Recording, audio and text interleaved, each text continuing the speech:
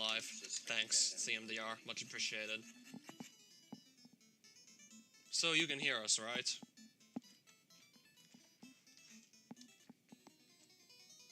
Okay, so this is actually a ROM hack of a Castlevania game.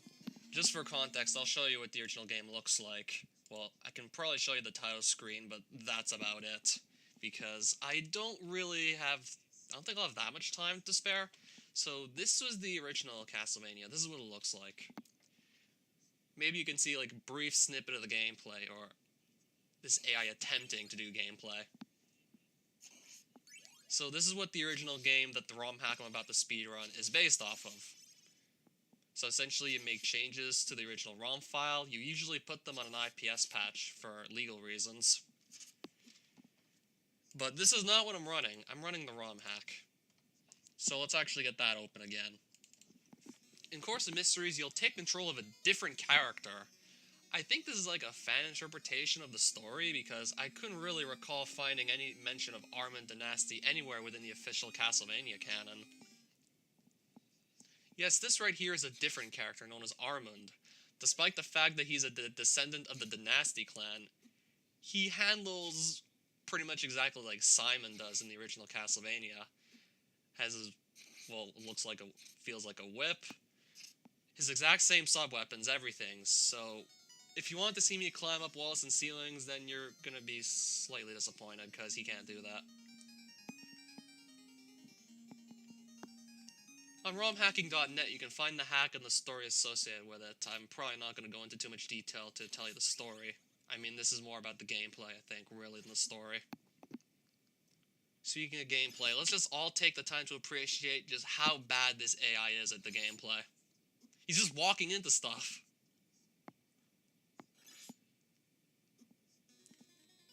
I'm still kind of shaky going into this, but I can only promise you the gameplay is going to be nowhere near as bad as what you're seeing right now from the AI.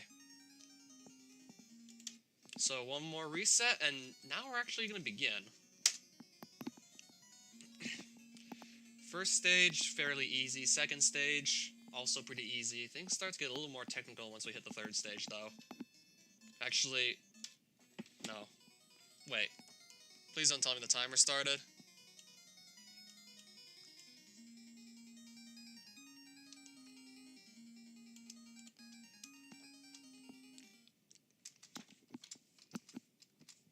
Oh, it has. I'll tell you when I'm gonna start. Actually, once Armand starts moving, that's when the timer really should start. Now the time starts. Now I'm actually ready.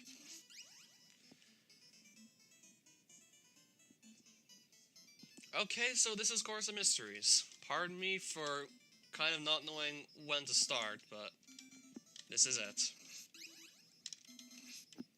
So what else can I say? Stage 1, really easy. There's a little boost I take here so I can just skip walking on the ground where all the zombies are. That just makes your life easier once you know how to do it, and after like a bit of practice, you'll pretty much get it every time. So this is more or less what to expect from this room.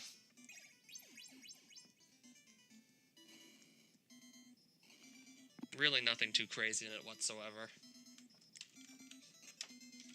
I never did figure out how to do this room any better. Probably never will either. This is more likely than not going to be my last run of Course of Mysteries. Because the PB that I have is just based off of some ridiculously random boss fight that there's probably no way I'm going to top it. I'll definitely go into more detail about that later, because we're still a long ways away from it right now. Just barely out of the first stage at this point. Never really did figure out how to make this bat, like, as consistent as possible, but I'm definitely going to try something. Well, that was really good. Well, then. Wow. Okay, let's just say you guys got lucky and saw one of my better bat kills. Because usually, it's nowhere near as good as that. That doesn't happen often, let's just say.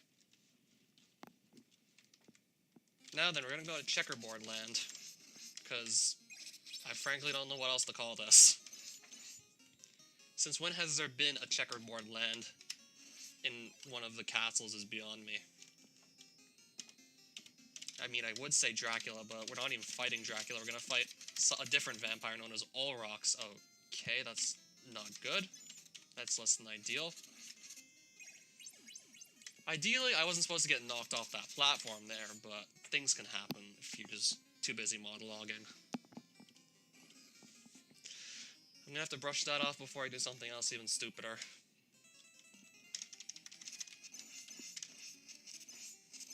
So you're actually going to fight a different count known as Olrox. I kind of also need that triple shot, but so now I really don't know what to expect from this. First things first, you definitely want to have the triple shot for the boss fight so you can throw your axes as fast as humanly possible. And also, you want to have, like, a good amount of hearts going into the fight, because if you don't, then you can just run short, and next thing you know, you have to whip the boss, which is very difficult to do consistently, because it flies. And it'll spawn other projectiles that'll just home in on you, so trying to fight the boss without a sub-weapon is very frustrating, and this is only the second one. Yeah, all the bosses are a challenge if you don't have sub-weapons, essentially. They still can be if you don't know how to use your sub-weapons and don't know, like, the fastest and most game-breaking strat possible.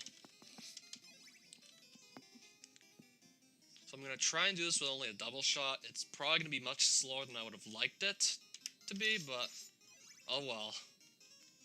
Nothing I can do now. Just gotta hope for the best.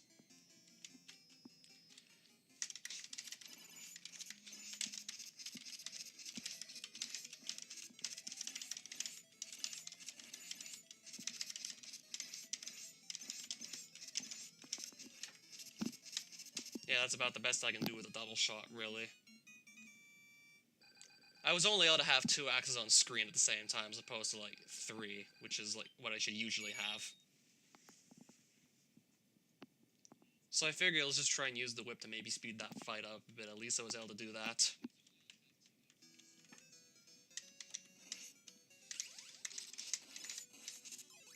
Now then, Stage 3 has some really interesting tech on it that someone known as Boga Boga discovered. Quite a few things that really change up how this stage is done in speedruns now. Just gotta get through these enemies. There's nothing else to say here about just get through these enemies. Then we're getting into some more interesting stuff with more of these insectoid bone pillar whatever things. And then there's going to be a pretty relevant skip that just made this stage a lot less frustrating once that skip got consistent. Okay, that's certainly could have been worse. There's worse things to screw up on. So we're coming up to a pretty powerful skip right now. So as soon as you get off those stairs, you have to start jumping. On your third jump, you should hit the bird that you've respawned just by going back up and down the stairs, and you will be able to skip over an entire room like so. And there's just some more enemies to try and get past, and then it's going to be a Slogger fight. I'd say I did very good there, actually, with those enemies.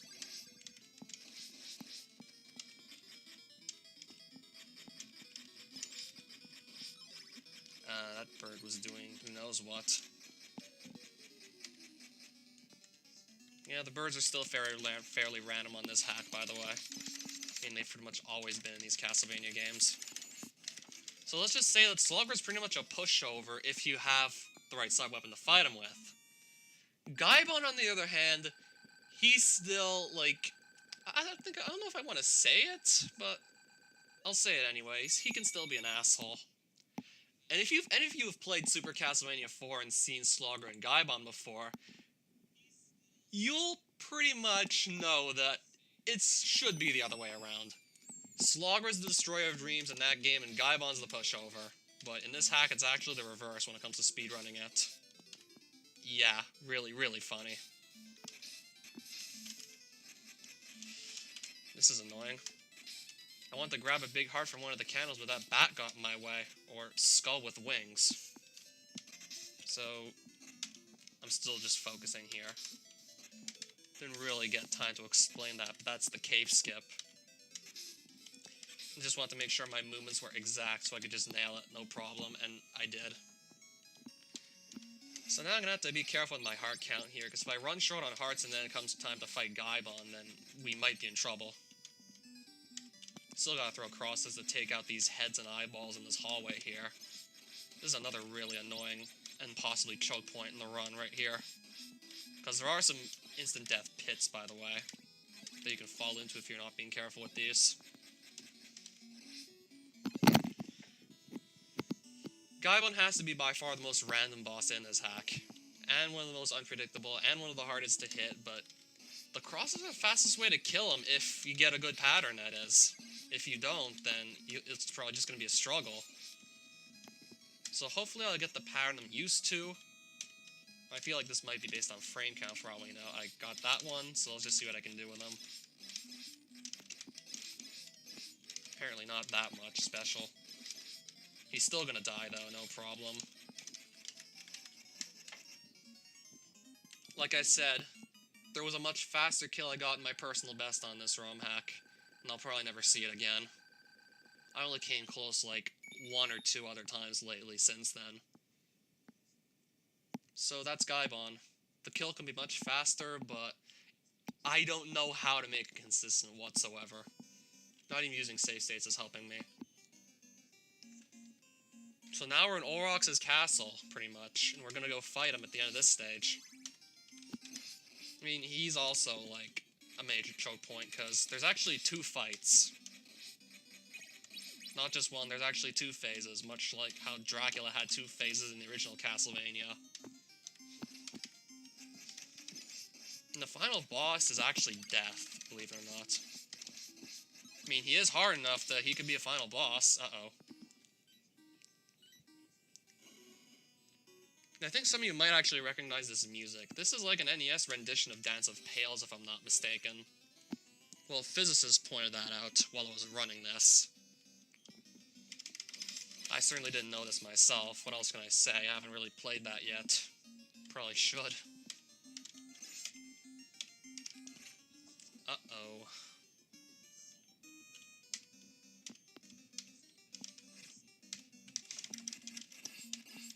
Like I said, I really gotta be careful here. A bunch of this stuff is pretty technical to execute. We're coming up to a really interesting and really awesome looking boost right about now.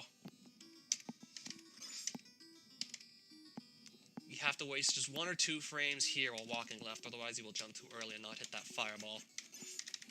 So you have to waste just the right amount of frames to do that boost. 1 or 2 will do. And again, this was not something I discovered. Boga Boga, someone who's also a pretty big fan of speedrunning Castlevania ROM hacks, he found that boost, not me.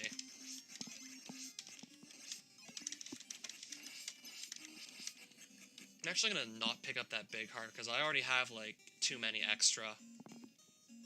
I mean, pretty much anything Castlevania, it's like the linear Castlevanias I'm talking about. You want to have your heart count at 0 by the time you're done a stage, because the game has to decrement your heart count before it actually lets you move to the next stage, so we're gonna have too many extra. Uh-oh. This might be a problem, for all you know. Might still live through this. Yeah, we probably got him. I think we're good.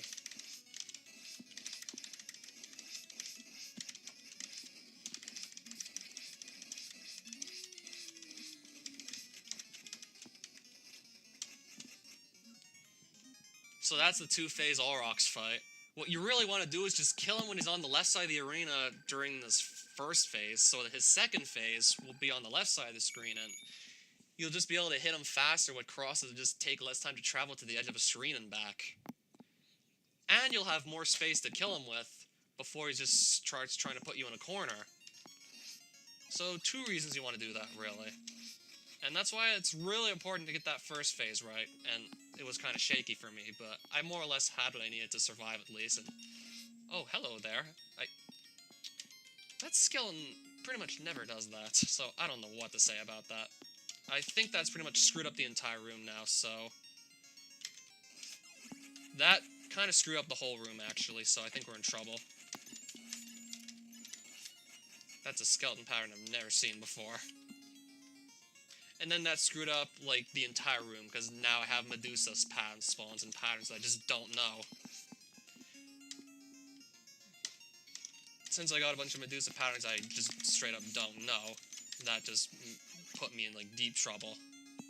So I'm gonna have to grab a bunch of safety meat now. Maybe even do safety strats. Because I'm not feeling so good about this anymore after that. I've never seen the skeleton do that before. And I've run this almost 200 times, so, well...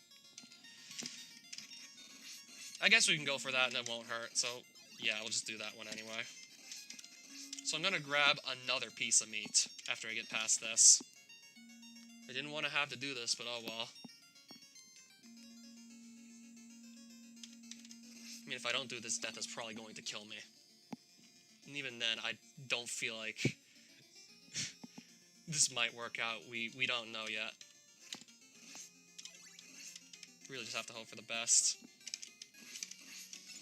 So hopefully I get the parrot I'm most comfortable with, and I can just kill this guy and get it over with.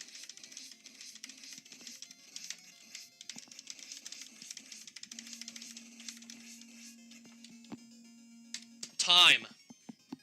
And that's time. Still have to not die of the size even after death dies, because you can actually die after you kill the boss, if you don't grab that potion straight away, so you have to keep that in mind too. You got a 1320. Yep, I know. This easily could have been better, but still, I'm not gonna complain. Lost quite a bit of time in the second stage. 5 was on pretty shaky ground. 6, I just can't get over that one skeleton spawn. I've never seen him do that, and because I had to slow down just to get past him, that pretty much completely changed up the Medusa spawn patterns, and those are not the ones I know how to deal with. Usually just kill that guy and just step back a few pixels to dodge the first Medusa, and then... I've never seen those Medusa spawns before, so really, I didn't know what to do there. Well, either way, it was really good. Thanks regardless. Thanks for opening us up on Sunday. So yeah, that was quick. You're free to go enjoy the rest of your day. Alright, will do.